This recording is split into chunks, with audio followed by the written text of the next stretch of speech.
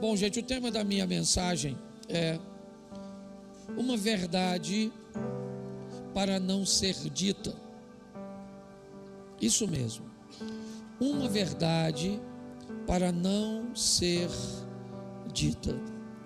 A minha temática hoje tem o interesse de mostrar a você que existe um sistema montado para que você não tenha acesso a essas informações, ou se tenha acesso a essas informações, você não acredite nelas. Essas informações não ganhem de você o crédito, porque munido dessas informações, reconhecendo e tomando postura, inevitavelmente Deus vai conduzir a sua vida para um próximo nível. Então essa é uma verdade perigosa, é uma verdade ameaçadora à ação do mal, ao agir de Satanás. Então não há nenhum interesse do maligno de que tenhamos o entendimento disso. Vocês lembram que no Novo Testamento nós temos textos como o príncipe deste século cegou o entendimento das pessoas, para que elas não conseguissem receber a informação de uma forma que conseguissem colocar em prática na sua vida, porque quem perderia com isso seria Satanás. Então, essas informações que eu vou te dar, talvez ela vai entrar em choque um pouquinho com o seu modelo mental, mas isso é necessário que aconteça para ver se quebra, rompe, essas limitações. Então eu vou pregar rapidinho, vou te dar alguns versículos bíblicos e nós vamos começar por Efésios, capítulo de número 4, a partir do verso 13, diz: até que todos cheguemos à unidade de fé e do pleno conhecimento, certo? Do Filho de Deus, a perfeita varonilidade, à medida da estatura da plenitude de Cristo. Então todos nós cheguemos a uma unidade de fé e do pleno conhecimento do Filho de Deus, de Cristo, certo? E nos tornemos perfeitos, a perfeita varonilidade, certo? À medida da estatura da plenitude de Cristo. Feche os seus olhos. Senhor nosso Deus e Pai, em nome de Jesus, eis aqui a tua palavra, continua falando conosco, usa-me como um canal de bênção nesta hora, em nome de Jesus. Você pode dizer amém? Isso. A minha tradução, ela diz o seguinte: até que todos cheguemos à unidade da fé, ao conhecimento do Filho de Deus e ao homem perfeito. A perfeita varonilidade ali, ao homem perfeito. Quando nos deparamos com a palavra perfeição, ela pode ter um soar bem intrigante na nossa mente, porque uma das coisas cujas quais costumamos nos esconder mediante as nossas falhas é exatamente a imperfeição. Somos imperfeitos, ninguém vai achar ninguém perfeito, mas o texto bíblico diz que nós podemos chegar num ambiente de fé e de conhecimento do Filho de Deus, que pode nos fazer encontrarmos com a tal perfeição. Essa é uma proposta bíblica. Isso não quer dizer que nós não vamos pecar, não é isso, mas que nós conseguiremos reduzir isso de uma forma bem expressiva, a ponto de não precisarmos dessa desculpa para justificar, certo? As coisas. Não, eu sou desse jeito porque eu não sou perfeito. Também está querendo perfeição de mim? Ninguém é perfeito. Me parece que a Bíblia não concorda muito com essa posição, tá certo? A proposta dela é que sejamos santos como Deus é santo, é que cheguemos a um ambiente onde vamos reduzir os nossos erros num nível que muitas vezes nem será possível de visualizá-los, a olho nu. Essa é a grande verdade. Quando olhamos para o Velho Testamento, era muito fácil de enxergar um adúltero, sim ou não? Porque um adúltero no Velho Testamento, ele era considerado alguém que manteve um relacionamento, né, com uma mulher que não era sua, né? Ela era casada ou ele casado. O Novo Testamento, ele dificultou muito isso, porque ele disse: se eu olhar para uma mulher casada e cobiçá-la, eu já adulterei. Sim, mas note que se eu olhar para uma mulher casada e cobiçá-la, é uma coisa e uma informação que o Cláudio pode não ter, a Poliana pode não saber, certo? Se nós olharmos e pensarmos assim, essa questão virou algo muito particular entre eu e Deus. O Velho Testamento diz: não matarás.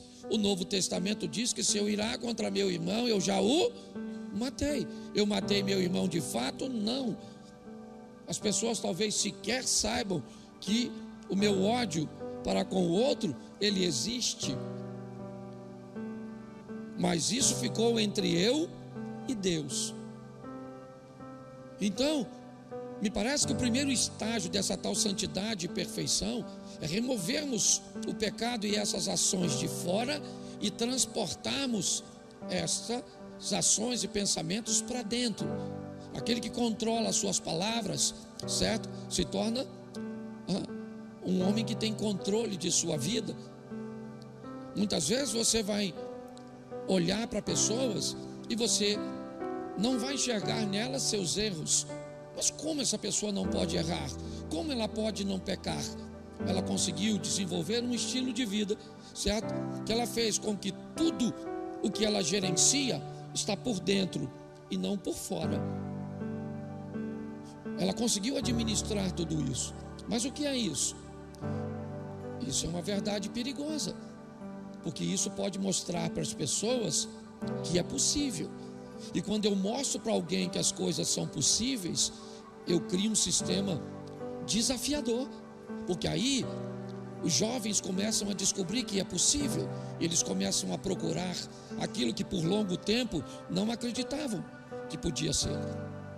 Quando eu começo a mostrar para as pessoas um casamento satisfatório depois de 30, 40 anos de casado, um nível de comunhão, de intimidade satisfatório, um nível de respeito satisfatório, eu passo uma mensagem muito perigosa para a sociedade.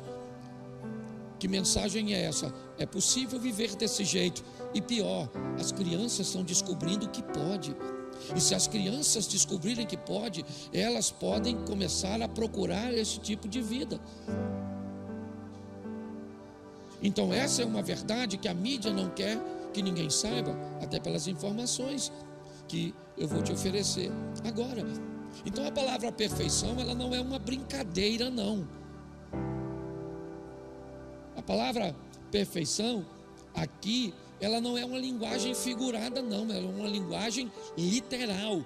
Nós podemos nos aproximar da fé e da comunhão com o Filho de Deus de tal forma que alcancemos uma postura de varão perfeito. E ser alguém perfeito não nos dá por nós mesmos condições de entrar no reino de Deus. Por favor, certo? Sua teologia está atrapalhada. Você vai precisar do sangue de Cristo, seja você quem for. Mas essa é uma verdade extremamente perigosa. Por quê? Porque a Bíblia apresenta, certo, uma proposta de prosperidade, plenitude e felicidade. Porém, há uma campanha montada para combater isso.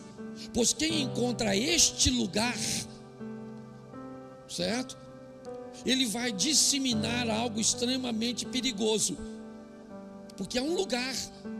Jesus disse algo muito precioso nesse texto, João 15, 4. Preste atenção. Permanecei em, e eu permanecerei em.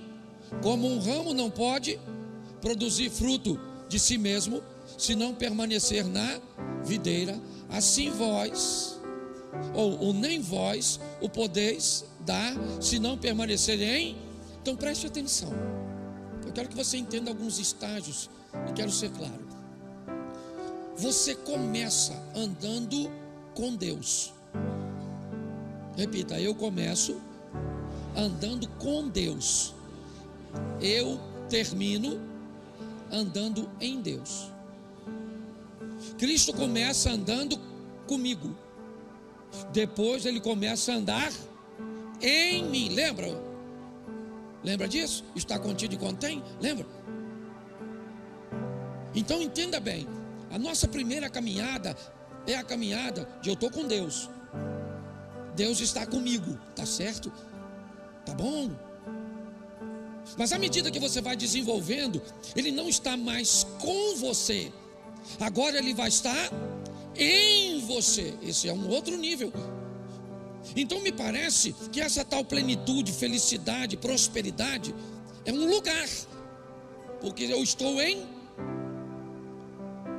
onde? Em Cristo. E no lugar que Ele vai me colocar. Então quando é que eu descubro que essas coisas estão acontecendo e que eu estou sendo puxado para esse novo estágio? Eu já andei com muita gente que anda com Deus, mas depois de um tempo eu comecei a andar com gente que andava em Deus, e eu comecei a ver a diferença. Todos são crentes, todos vão para o céu, mas havia uma diferença nítida, clara, certo? Do estilo de vida de quem anda com Deus e do estilo de vida de quem anda em Deus. Que Deus está nele e não simplesmente com ele. O que é que acontece com essas pessoas quando elas começam a andar em Deus? Quando Deus não está mais com ela, simplesmente estar nela. A primeira coisa que eu vejo é: diminui drasticamente nessas pessoas o desejo de ter as coisas. O significado das coisas para essas pessoas, elas diminuem. Não que elas não sejam importantes, elas não são mais prioridade. As pessoas, elas querem, elas almejam, elas têm seu interesse, isso faz parte da vida, mas não há mais prioridade nisso. As coisas começam a perder o valor para você, porque em Cristo você começa a descobrir o verdadeiro sentido da vida, e que por mais que você tenha, você vai sair deste mundo da maneira que chegou, sozinho e sem nada. Essa é a grande verdade. Você chega só e sem nada, e sai só e sem nada, e às vezes deixando tudo o que construiu para os vivos brigarem entre si. Essa é a grande verdade. Então, quando as pessoas estão com Cristo, elas vêm para a igreja, elas querem carro, elas querem casa, elas querem isso, elas querem aquilo, elas querem aquilo outro. É um querer que é um negócio fantástico. Mas quando elas estão em Cristo, elas continuam almejando e querendo, sim ou não, mas a intensidade diminui. E a Bíblia nos mostra isso de uma forma muito simples. Lucas 12:15. Dá uma lida nesse texto, certo? Olha como é que ele nos mostra, certo? Então lhes recomendou: tem de cuidado e guardar de toda e qualquer avareza, porque a vida de um homem não consiste na abundância de bens que ele possui. Olhe bem, a Bíblia em momento nenhum faz apologia à pobreza e à miséria. Aliás, eu acho que a Bíblia não é um livro para pobre. Mas pastor, que história é essa? Está lá escrito: os pobres sempre terei convosco.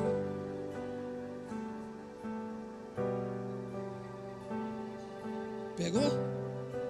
Se eu li e a Bíblia diz: os pobres sempre terei contigo, isso significa que eu não sou. Certo? Você entendeu? Ou vai falar que eu estou discriminando os pobres? É que eu fiquei preocupado. Certo? Mas a grande verdade é essa. A mensagem bíblica é uma mensagem de prosperidade, de avanço, de conquista, de crescimento. É isso. Em algum momento alguém deformou isso, inibiu as pessoas, começaram a comparar, certo? E a medir as pessoas de forma errada. Deus não está preocupado com o seu tamanho. Deus não vai olhar seu tamanho, Ele vai olhar seu peso. Essa é a verdade. São os nossos valores, os nossos princípios. E a Bíblia está dizendo: vocês acautelai-vos da avareza, porque a vida de qualquer não consiste na abundância de seus bens. Então, perto de Deus, as coisas materiais, elas já não são mais tão relevantes como eram antes. Elas são importantes, eu vou lutar, certo? Por isso, não estou querendo reduzir, né? Ninguém não. Mas eu preciso te mostrar isso. Pessoas espirituais em Deus precisam de menos coisas materiais, pelo menos para alimentá-las, certo? Para satisfazê-las. Essa é a verdade. Mas qual é o perigo disso? Qual é o perigo de você ir para esse ambiente onde as coisas materiais já não são tão importantes? Você para de comprar. O novo para você é novo até que fique velho de verdade. Quem diz o que você precisa é a sua necessidade e não o Polishop. Certo? Quem diz o que você precisa de verdade são as suas necessidades e as necessidades de sua família. Mas, gente, seja franco. Olha só. Você tem o iPhone, o top hoje qual é? 15, 16, o que é? Qual é o último iPhone que saiu? 15. iPhone 15. Isso. Tem 5 anos que saiu o 14? Não? O 14 saiu 3 anos atrás? O 14 saiu 2 anos atrás? O 14 saiu há quanto tempo atrás? Quanto tempo? 1 ano? Aproximadamente 1 ano? Certo? E aí eu quero te perguntar: quem tem um 14? Eu tenho. Aqui. Esse dia o cara falou para mim: pastor, o senhor tem um iPhone 14? O 15 já saiu. Eu falei: vai sair 16, 17, 18. Ele vai continuar saindo, vai continuar saindo, e vai continuar saindo. E ele me olhou assim com a cara de quem fosse muito melhor do que eu por causa de um telefone.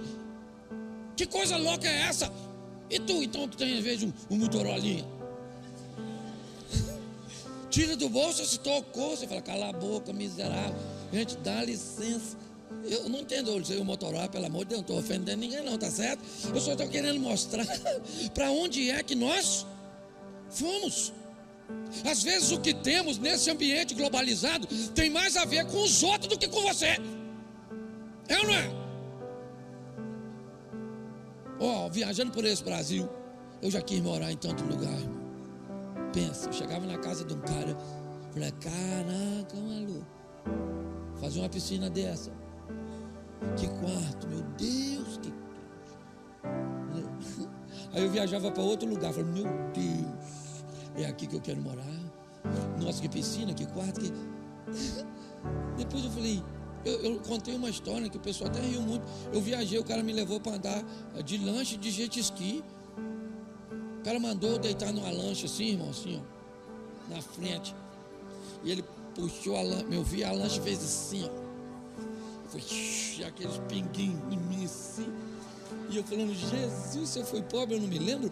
E aquela coisa fantástica, sensacional, extraordinária. Quando ele estacionou a lancha, sabe o que ele falou comigo? Não quer andar de jet ski não? Eu já tô molhado, maluco. Eu, na verdade, vamos pro jet ski. A lagoa não é uma lagoa particular, porque eu não tenho autorização, tem que ter. Falou, aqui você pode andar. Lagoa é nossa. Falei, lagoa é nossa, maluco. É isso aí, mano, certo? Tamo junto. No final, eu achei tão legal o jet ski que eu perguntei. Falei, rapaz, que troço bom. Ele falou, por que você não compra um? Eu falei, é muito caro. Quando ele falou o preço, eu falei, não é caro não.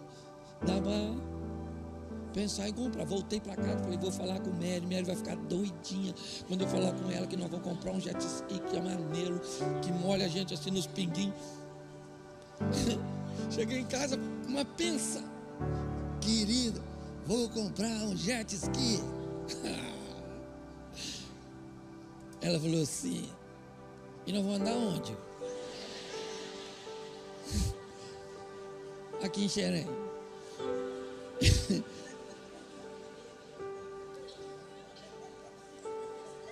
Aí eu não precisei nem do jet ski para levar um banho não.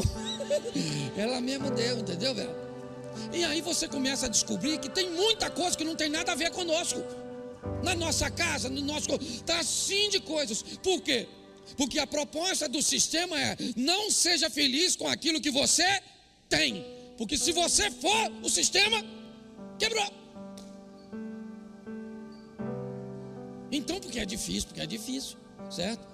Então, a forma de estarmos plenos, de encontrarmos esse lugar de felicidade, de plenitude e de prosperidade, é trazer Cristo de fora para dentro. Ele vai parar de andar comigo e ele vai começar a andar fala assim, andar em mim. Isso, pronto. Aí eu sou feliz. Diminuo as compras, certo? O que os outros têm ou não têm já não irrita mais nós. Irrita você? Irrita não, né? Esse dia falou que um cara aqui no Mantiqueira passou numa McLaren. Alguém viu isso? Uma McLaren branca, o cara dá uma acelerada daquela atrás do seu gol, bolinha.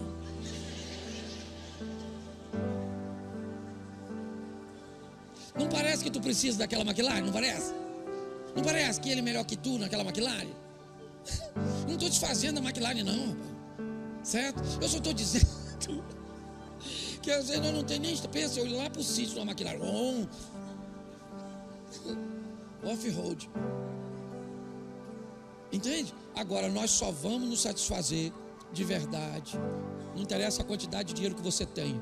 O dia que o Deus Todo-Poderoso morar dentro de você, dentro de nós. Posso ouvir um amém?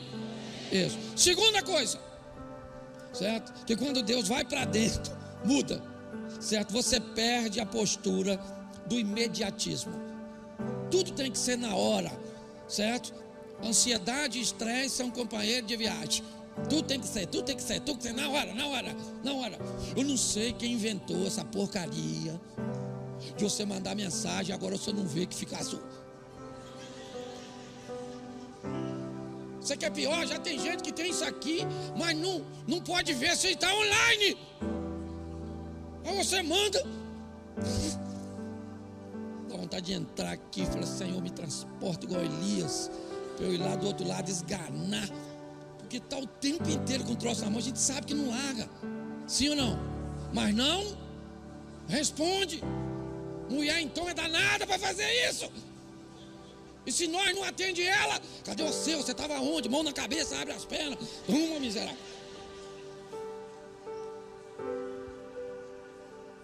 Então deixa eu falar uma coisa com você, brincadeiras à parte. Filipenses 4:6. Está aí, ó, para nós. Não andeis ansiosos de coisa alguma.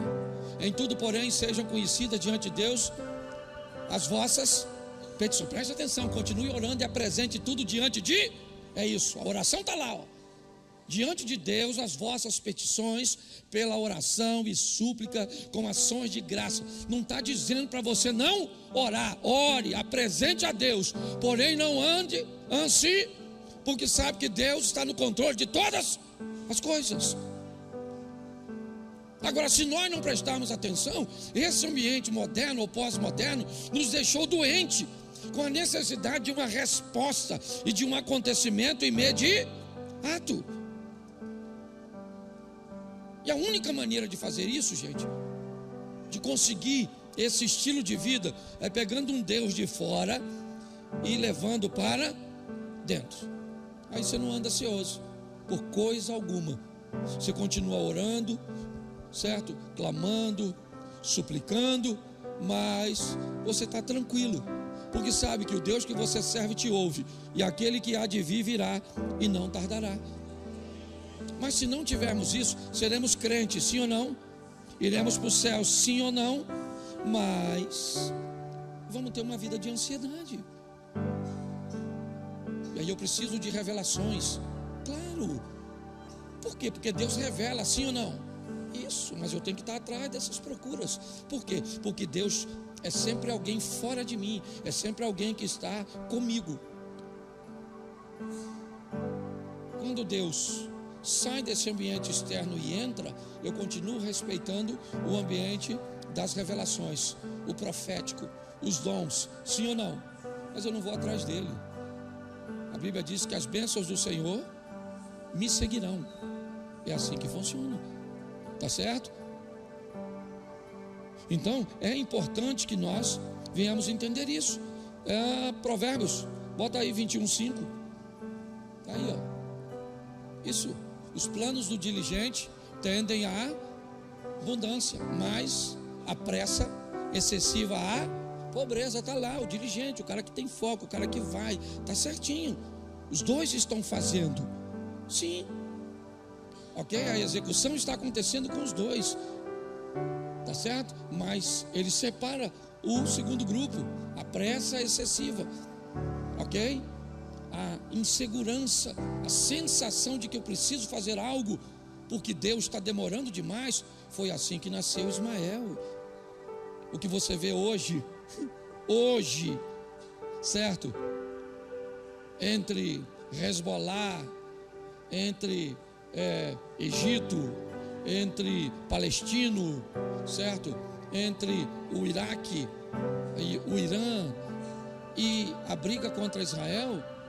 Quem é Israel? Isaac. Quem são os muçulmanos? Ismael.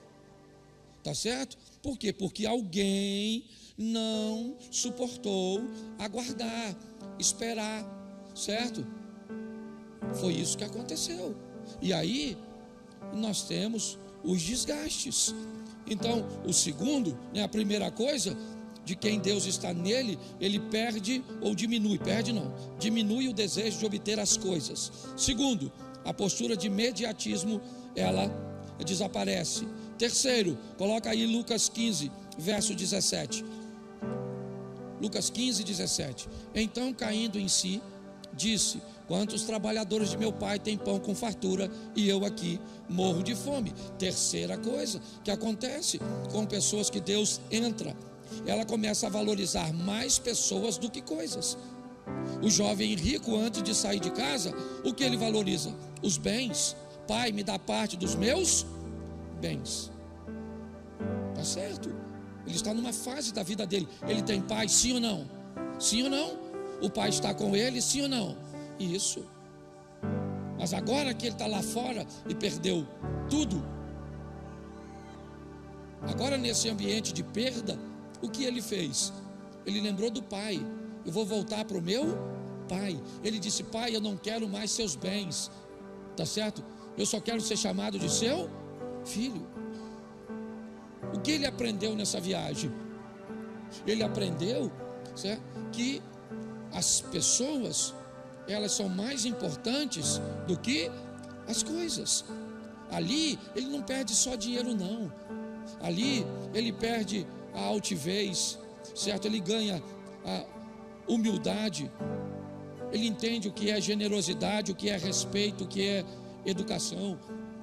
A vida está ensinando você: pare de se vitimizar, aprenda o mais rápido possível, porque Deus quer nos levar para um outro tipo de relacionamento, onde nós temos coisas, sim, temos coisas, sim, aprendemos a ter um equilíbrio para alcançá-las, sim, não precisamos puxar o tapete, não precisamos acelerar o processo, não estamos aí para o imediatismo, e aprendemos a valorizar pessoas, e não simplesmente coisas. O quarto ponto, coloca para mim Neemias, capítulo 4, verso de número 13. Olha aí, Neemias 4, 13. Isso. Então pus o povo por famílias, nos lugares baixos e abertos por detrás do muro, com as suas espadas e as suas lanças e os seus arcos. Verso de número, deixa eu ver se eu peguei é isso aí. Inspecionei, pus-me e disse aos nobres, aos magistrados e ao resto do povo: não temais, lembrai-vos do Senhor, grande e temível, pelejai pelos vossos irmãos, vossos filhos, vossas filhas, vossa mulher e vossa casa. Preste atenção. Quando Deus ocupa você, Ele agora está em você, você descobre que a sua família é o seu maior patrimônio. Deixa eu falar uma coisa para você. Se eu fizer alguma coisa de errado aqui, de forma administrativa, se eu der uma palavra grosseira, se alguém disser aqui que eu me comportei de forma indecente, com uma das irmãs, criando um ambiente de assédio, você sabe o que vai acontecer com a maioria de vocês? Vocês vão descobrir que eu não sou sério, ou que eu tive um deslize, uma queda, e o que vocês vão fazer? Sejam francos, vocês vão embora. Ninguém quer a família, sua família, num ambiente desse. Só que sabe o que vai sobrar para mim? A minha família. O que fica no final de tudo isso? Hoje eu viajo o Brasil, tem fila de pessoas para tirar foto comigo, certo? Hoje pessoas me dão coisas, me oferecem coisas, abrem portas, e não tem a ver com grana não, não tem a ver com grana não. Aqui, é meu amigo, eu posso falar, não vou usar nome. Aqui tem camarada que hoje está mais rico do que era antes, e é muito rico, não é pouco, não é muito rico. Você está entendendo? Muito rico. Mas hoje não tem mais a visibilidade e não serve mais, certo? Por propósito de grande parte das pessoas, certo? As pessoas já não tratam como antes. A verdade é essa. Porque a maioria das pessoas não gostam de nós, só gosta do que temos ou fazemos. Basta aparecer alguém mais importante que elas vão embora. E se você gosta ou não, é assim que a vida funciona. Então pegue na mão da sua esposa, dos seus filhos, do seu marido, dos seus pais, dos seus irmãos e valorize, porque é o que sobra. Mas você só descobre isso quando Deus está dentro. Se Ele não entrar, nós ficamos com essa visão doentia, certo? De que deixamos tudo na rua. Não, eu vou para o trabalho, eu vou trabalhar, isso aí. E aí o que eu deixo? Eu deixo tudo de mim no trabalho. Sabe o que fica no trabalho? Toda a minha educação. Sabe o que fica no trabalho? Todo o meu respeito, sabe? Todo o meu vigor, tudo. Eu deixo tudo no trabalho, porque o trabalho é tudo. E o que eu levo para casa? Só o refil.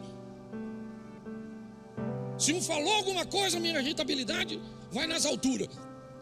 Em casa não sobra nenhuma educação, nenhum vigor, não pode ajudar em nada, não pode fazer em nada, porque o cansaço, porque a tolerância, porque isso, tudo ficou na rua, porque as pessoas mais importantes são aquelas que vão nos abandonar. Faz sentido isso? Só que o que eu estou falando está indo na contramão. Porque está todo mundo preparando você. Venda a sua melhor imagem para a internet. Mostre para todo mundo. Acredita nesses sites de relacionamento? Olha lá, o cara bota a foto de Brad Pitt. Você vai lá e encontra Pedro de Lara. Você consegue entender? Porque hoje as pessoas têm que mostrar. Essa é a verdade.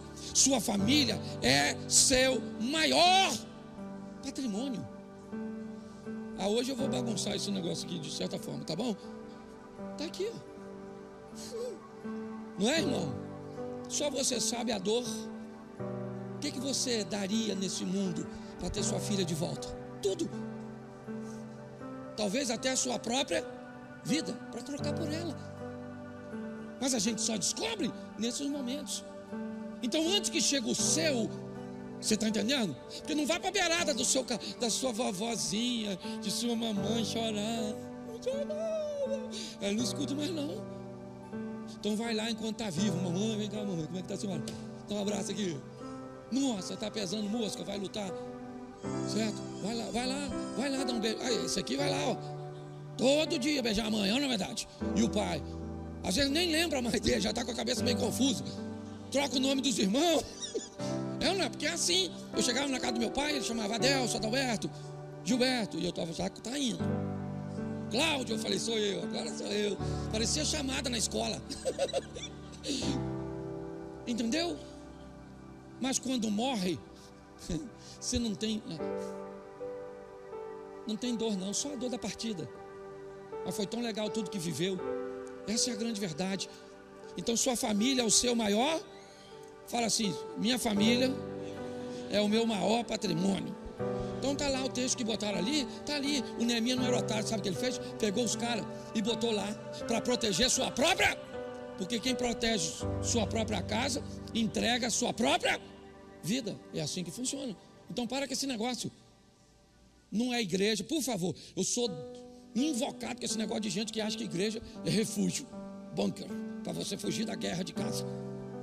Em casa é tão ruim que eu trabalho no ministério infantil, trabalho no ministério isso, dou aula não sei onde, e visito os outros, e faço isso, prego nos cultos.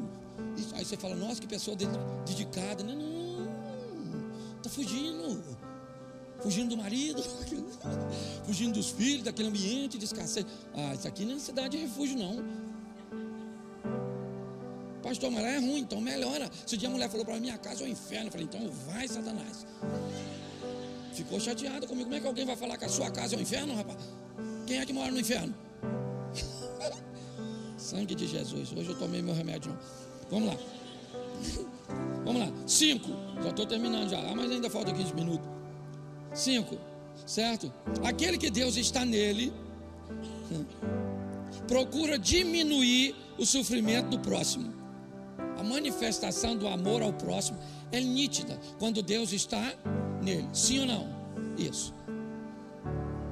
Aquele que Deus está nele, ele sabe que o irmão não é maior do que ele. Escute isso aqui, viu?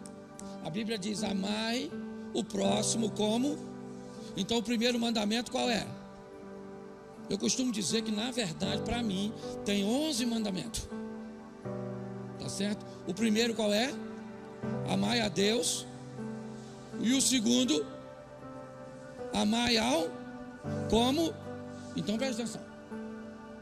Amai ao próximo como a ti. Primeiro eu amo quem? Eu. Nesse texto você vê duas orientações. Ame o próximo como você ama você. Então você ama primeiro a. Vamos na ordem direitinho. Você ama primeiro a, depois e depois isso. Então quem anda com Deus, ele, né? O Cid me fez uma solicitação, falou, pastor, dá um aviso para a igreja, porque está chegando agora o início do mês, nós distribuímos alimento para as pessoas. Então avisa para quem tem, para que no próximo domingo tragam, certo, 1 quilo de alimento, ok? Para que nós possamos distribuir. O que é isso? Isso é preocupação com o próximo, sim ou não? Isso, e o pastor que esqueceu de fazer o anúncio na hora certa. Então usei. Tá certo? Fiz as duas coisas num ambiente só. Tá aí a turma que caminha comigo, estamos juntos nesse negócio. Você consegue entender? Então, aquele que Deus está nele, vamos lá, coloca Neemias. Isso, 2:2. Neemias 2:2. Isso, olha lá. O rei disse o quê?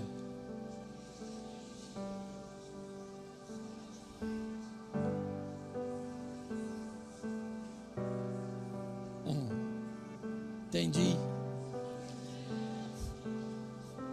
O rei me disse: por que está triste o teu rosto, se não estás doente?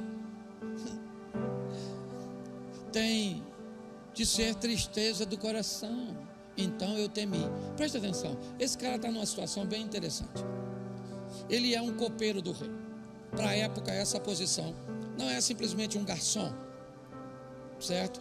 É uma posição de muito destaque e de muita confiança. Primeiro porque grande parte da morte dos monarcas nessa época passava pela cozinha. Era o envenenamento. Tá certo? E alguns também defendem a tese de que esse cargo dava direito ao indivíduo de ser um influenciador, um conselheiro. Então, para você entender bem, o cara que está vivendo isso aqui, ele está com o boi dele na sombra, certo? Aqui é um momento extraordinário. E Neemias está vivendo, parte do governo persa num ambiente fantástico de proteção, de prosperidade, de tudo. Ele se vestia bem, ele comia bem, ele morava bem, está tudo certo com ele. Mas ele vai se apresentar ao rei com um semblante triste. O rei desconfia, porque não é possível que o cara que tem tudo que tem esteja.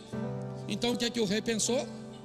Tem alguma coisa nessa comida, tem angu ou tem caroço embaixo desse angu.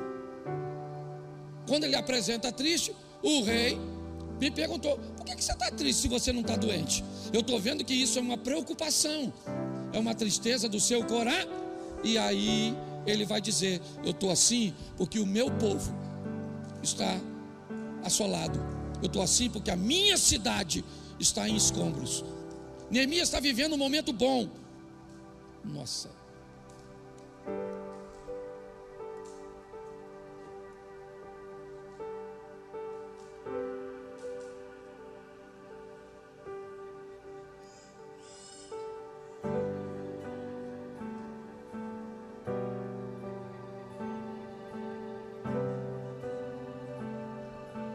Desculpa que rodou tudo.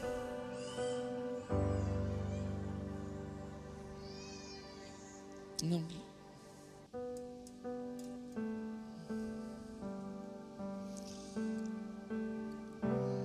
Tá jóia. Se eu só diminuir. Às vezes acontece, fica preocupado não, viu?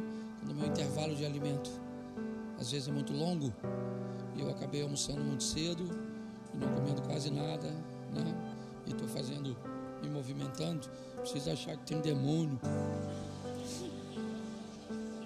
Nem que eu vou morrer não, tá bom? Porque senão o pessoal fica preocupado. O que aconteceu? Será? Não. Tá certo? É fome mesmo. Tá joia? Então preste atenção. Ele está numa situação muito boa. Ok? Ele está numa situação muito abençoada.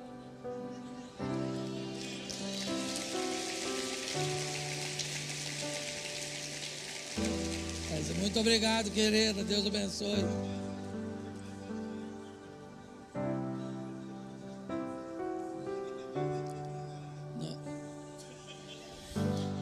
É isso aí, senhor. Não pode me dar. Aquilo que vier à minha mão, de forma nenhuma lançarei fora. Muito obrigado.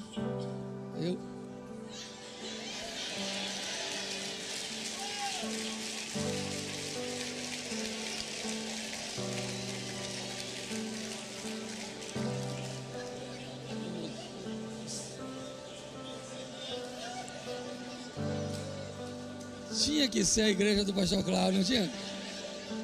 Obrigado, gente. Vamos aqui para a gente terminar. Preste atenção.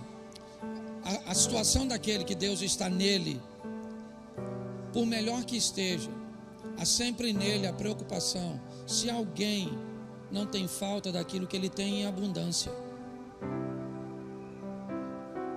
Essa é a grande verdade. Nós começamos a descobrir que o bem-estar do outro nos faz tão bem que nós vamos procurar com todas as nossas forças diminuir, amenizar o sofrimento do nosso próximo, do nosso irmão. É isso que Neemias está, ele está muito bem, mas seus irmãos não estão bem. Então ele vai até o rei e disse: eu preciso fazer alguma coisa, eu estou bem, mas tem gente que não está. E pasme vocês, a maioria das pessoas que me procuram, não me procuram para pedir bens materiais, elas me procuram para serem ouvidas, para receberem uma oração, coisa que qualquer um de nós poderíamos oferecer, mas às vezes achamos que não somos capazes. Sexto, Provérbios 14:4. Provérbios 14:4. Não havendo bois, o celeiro, o curral fica limpo, mas pela força do boi há abundância de colheitas. Presta atenção, quando Deus está em você, você acredita na força, né, do trabalho e no poder do trabalho. Você sabe, uma das coisas que Deus vai mostrar a você é o quanto o trabalho é importante, é o quanto o trabalho é poderoso. Não há nenhum sentido em um crente, em aquele que Deus está nele, que ele seja preguiçoso, que ele não goste de trabalhar. Se essa pessoa é preguiçosa, não gosta de trabalhar, não acredita na força e no poder do trabalho, Deus está com ela, mas não nela. Ele está com ela para levá-la para o céu, mas não está nela para fazê-la prosperar. Sabe o que Deus... Olha bem, dá uma olhada no que está escrito. Ah, não tem boi? Então não precisa limpar o curral.